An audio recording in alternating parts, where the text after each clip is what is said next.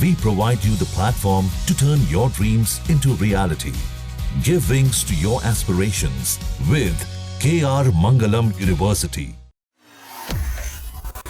देखिए, टीएमसी का मतलब आज तृणमूल कांग्रेस नहीं बल्कि द मीर जाफर कंपनी बन जाना चाहिए, क्योंकि जिस प्रकार का वक्तव्य, जिस प्रकार की टिप्पणी उदयन गुहा, जो कि कैबिनेट मंत्री है, वरिष्ठ नेता है टीएमसी के, उन्होंने ऑपरेशन सिंदूर को लेकर की है, उन्होंने न केवल भारत की सैन्य शक्ति का अपमान, भारत के जवानों का अपमान, बल्कि भारत की जनता का भी अपमान किया है, क्योंकि उन्होंने कहा कि सिंदूर को बेचा जा रहा है।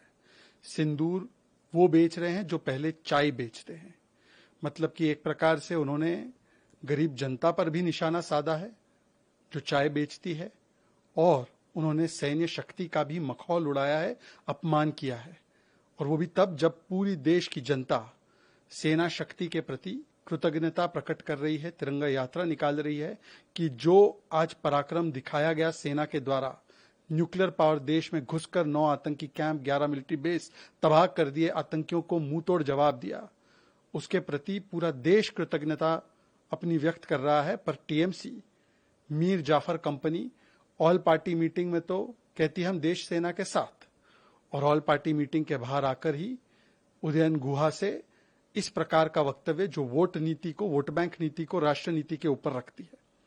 ये दिखाता है कि टीएमसी के और हाथी के दांत और सिद्धांत, खाने के अलग, दिखाने के अलग। और ये कोई नई बात नहीं है, टीएमसी का तो ये चाल चरित्र चेहरा रहा है।